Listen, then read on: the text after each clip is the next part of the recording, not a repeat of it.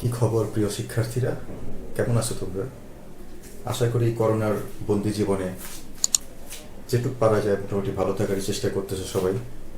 আমিও চেষ্টা করতেছি যেটুক পারা যায় ভালো থাকতে, এবং সেই ফাঁকে তোমাদের জন্য কিছু ক্লাস তৈরি করতে। তো আজকে আমি হাজির হয়েছি তোমাদের জন্য একটি ক্লাস নিয়ে। 9-10-এর ম্যাথমেটিক্সের একটি অংশ, ত্রিকোণমিতি।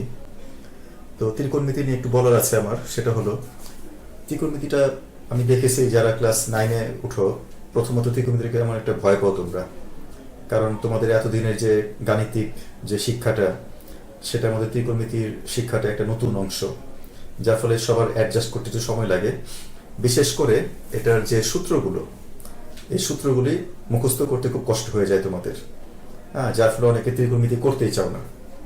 তো আমি আজকে তোমাদের কিছু সিস্টেম শিখিয়ে দিব, কিছু টিপস দিব, যেটার মাধ্যমে তোমরা সহজেই সূত্রগুলি তৈরি করতে পারবে এবং সূত্র নিয়ে তোমাদের আর ভীতি কাজ করবে না। তো আমি অলরেডি বোর্ডে লিখে রেখেছি, তোমরা দেখতে পারতেছো। এখানে একটা ষড়ভুজ আমি এঁকে রেখেছি। ষড়ভুজের কর্ণগুলো আমি যোগ করে দিয়েছি। এই পাশ থেকে এই পাশে যোগ করেছি, এই পাশ থেকে এই পাশে যোগ করেছি, এবং এই পাশ থেকে এই পাশে যোগ করেছি। এখন এই যোগগুলোর মিডল পয়েন্টে যেখানে সবগুলো রেখা যোগ হয়েছে, সেখানে আমি একটা 1 বসিয়ে দেব। ঠিক আছে, এই 1টা বসিয়ে দেওয়ার পর আমাদের পরবর্তী কাজটা হবে একটা মন্ত্র। টেনশনে কষছে হিসাব, কোটিপতি খুশেত শেখ। তো এখানে কিন্তু আসলে আমাদের ত্রিকোণমিতি যে 6টা অনুপাত, সেই 6টা অনুপাতের নাম কিন্তু লুকিয়ে আছে। কোথায় দেখতে চাও? তো দেখো, টেনশনের টেনটা আমরা নিলাম। এখন টেনশনের টেনটা নেওয়া হলো। এবার শানে মানে সাইন, কষছে মানে কস, টেনশনে কষছে হিসাব, কোটিপতি, কোটিপতি মানে কট, খুশেত মানে কোসেক। একটু ছন্দে হালকা মিলে নিতে হবে। শেক মানে আমাদের সেক থিটার সেক। তাহলে এই টেনশনে কষছে হিসাব, কোটিপতি খুশেত শেক, এটা থেকে আমরা tan sine cos cot cosec sec, এই 6টা অনুপাতের নাম আমরা এই ষড়ভুজের 6টা প্রান্তে বসিয়ে দিলাম। তো এবার দেখবে আসল মজা, কিভাবে আমাদের বিভিন্ন সূত্রগুলি তৈরি হয়। আমরা যদি ক্লক ওয়াইজ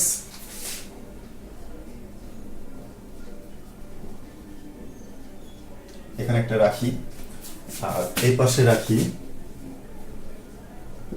অ্যান্টি ক্লক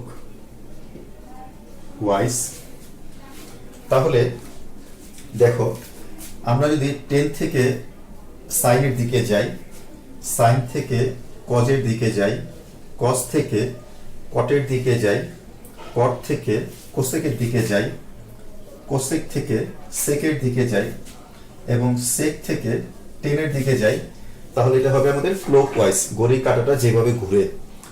তো এইভাবে আমরা কিছু সূত্র পেয়ে যেতে পারি। যেমন দেখো, আমি 10 থেকে শুরু করব, যেহেতু 10 থেকে আমি ফার্স্ট লেখা শুরু করছি। টেন থিটা সমান sine by cos.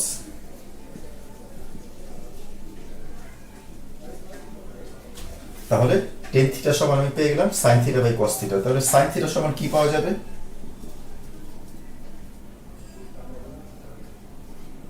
Cos theta by cot theta. একইভাবে কস থিটা সমান কি পাওয়া যাবে?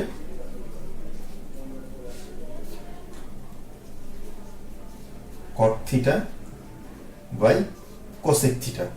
তো আমি বাকিগুলি আর দেখালাম না। আমরা যদি এখন অ্যান্টি ক্লক ওয়াইজ এ যাই, তাহলে কিভাবে হবে? ঠিক একইভাবে আমরা যদি দেখি, তাহলে সাইন সমান হবে 10 বাই সেক, বা 10 থেকে শুরু করি। 10 থিটা সমান হবে sec theta by cosec theta. আবার সেক থিটা সমান হবে cosec by caught.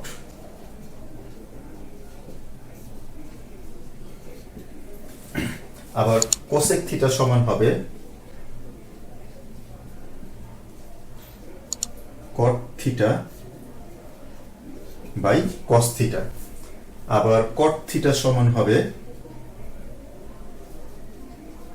Cos theta by sine theta. তাহলে দেখো কট থিটা সমান হবে কস থিটা সাইন থিটা। এখন তোমরা হয়তো চিন্তা করতেছো 9-10 লেভেলে কিন্তু এই সূত্রগুলো আমাদের লাগে না। আমাদের লাগে কোনটা? আমাদের লাগে টেন থিটা সমান sine theta by cos theta, আর কট থিটা সমান cos theta by sine theta. এই দুটো সূত্র আমাদের 9-10-এ কাজে লাগে, বাকিগুলি ইন্টারমিডিয়েটে লাগবে। তো প্রসেসিংটা শিখে রাখো। এবার দেখো আমরা আরেকটা অন্যভাবে চিন্তা করি। এখানে লক্ষ্য করে দেখো সাইন থিটা সাথে কোসেক একটা কোনাকুনি সম্পর্ক আছে। আমি এখানে একটা তীর চিহ্ন দিলাম।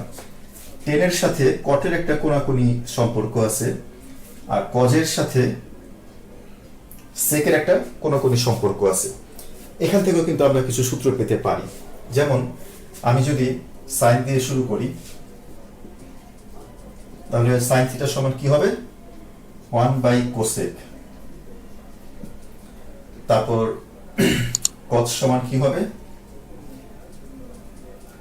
1 বাই সেক। টেন সমান কি হবে? 1 বাই কট থিটা।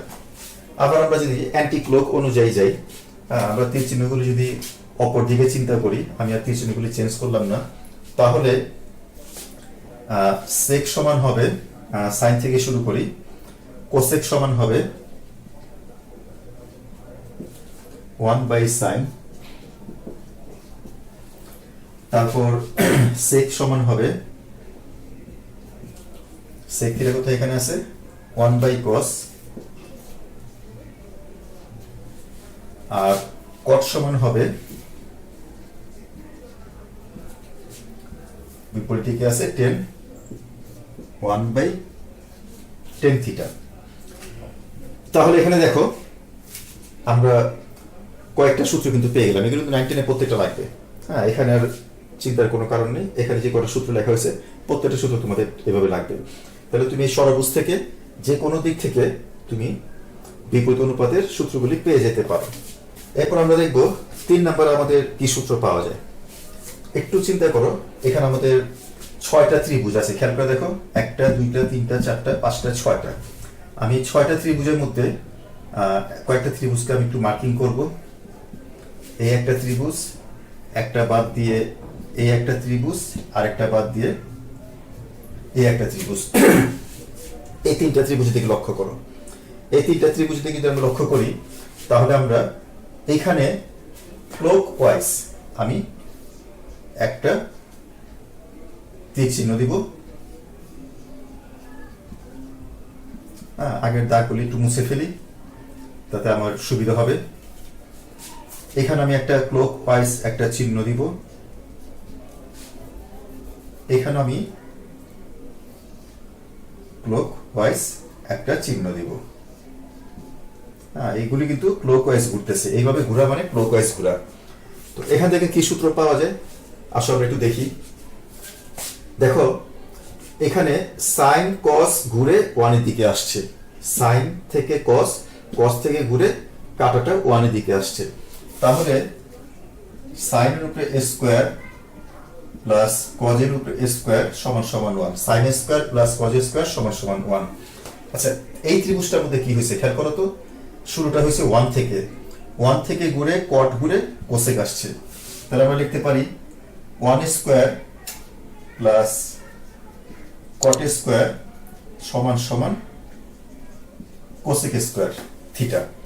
তাহলে একটু লক্ষ্য করে দেখো, 1 স্কয়ার সমান কট স্কয়ার সমান কোসেক স্কয়ার। আমরা জানি 1 স্কয়ার তো 1ই, সুতরাং স্কয়ারটা বাদ দেওয়া যায়।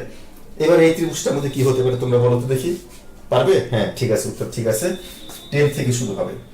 তাহলে 10 স্কয়ার থিটা প্লাস আসতেছে 1 সমান সমান সেক স্কয়ার থিটা।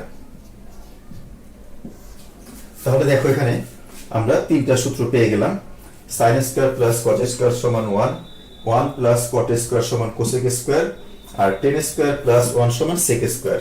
এই 3টা সূত্রকে কিন্তু অনেকভাবে ঘুরিয়ে ফিরে আরো সূত্র বানানো যায়, যেগুলো আমরা যেভাবে অঙ্ক অনুযায়ী আমরা প্রয়োজন মতো কাজে লাগাবো। প্রিয় ছাত্রছাত্রীরা, দেখো তোমরা কত একটা ষড়ভুজ দিয়ে আমরা ত্রিকোণমিতি কত রকম সূত্র, মজার মজার সূত্র তৈরি করতে পারতেছি। এবার আজকের লাস্ট সূত্র এই ষড়ভুজ থেকে, সেটা জেনারেল ম্যাথে মোটামুটি লাগে না তেমন একটা, মাঝে মধ্যে সৃজনশীল আবার এসেও পড়ে, কিন্তু হায়ার ম্যাথ যাদের আছে তাদের লাগে।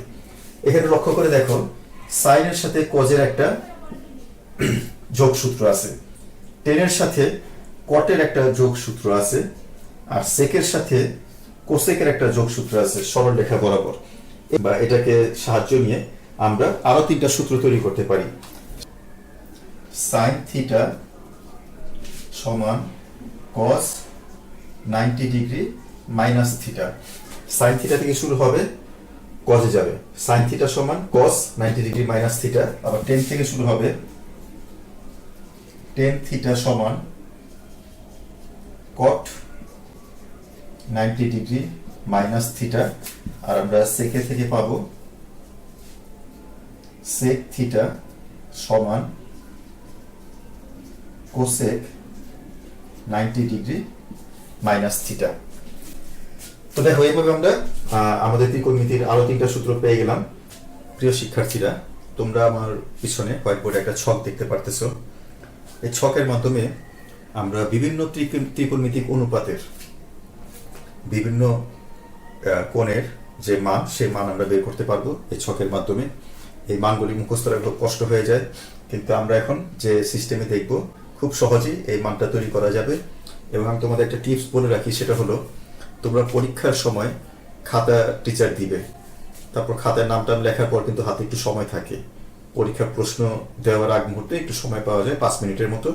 সেই সময় তোমরা খাতার পিছনে রাফে এই ছকটা করে ফেলতে পারো, বা আমি একটু আগে যে সূত্রগুলি দেখালাম সেই ছকগুলি দিয়ে ষড়ভুজের মাধ্যমে সূত্রগুলি তৈরি করে রাখতে পারো।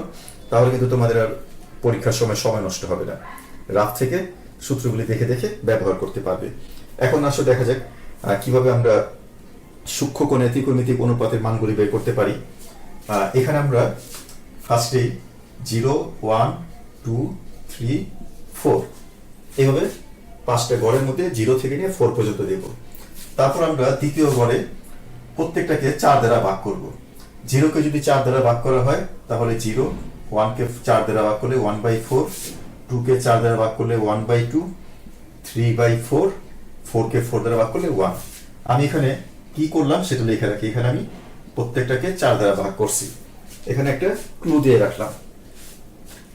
এরপর এই প্রত্যেকটা মানকে আমি বর্গমূল করব।